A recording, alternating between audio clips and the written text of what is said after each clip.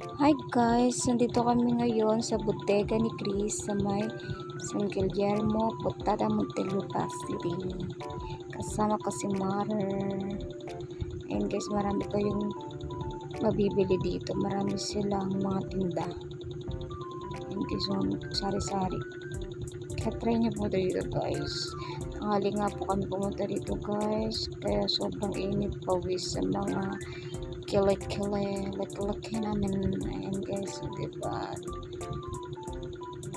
Ayan, marami po dyan guys. Mabibili talaga ng mga lotion, kabango, yung mga gulong tayo na papaputi. Meron din guys.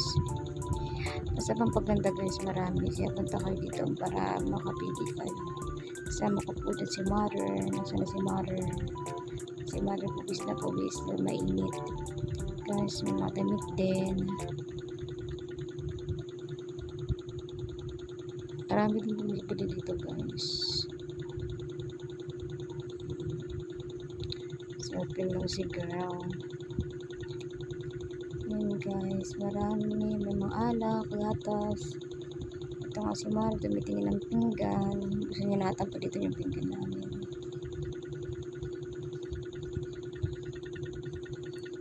Yan guys, so meron dyan mga item moist para sa mukha. Maganda rin na sa mukha guys, malamig talaga siya pag ginamit po sa gabi.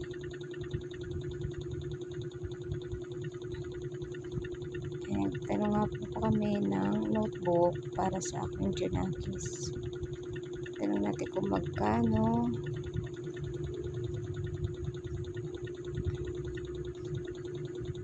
Nung tinanong namin ay mura lang pala siya guys.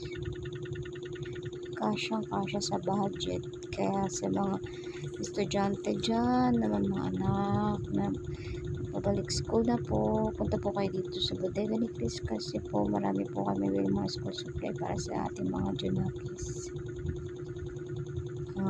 Ano po, may mga ballpen, clear book, eraser, and mga pentel pen. Madami po talaga, mga medyas. Saka mura lang siya guys. Pasok sa budget natin mga mommies. Yun lang guys. Thank you guys. Bye bye.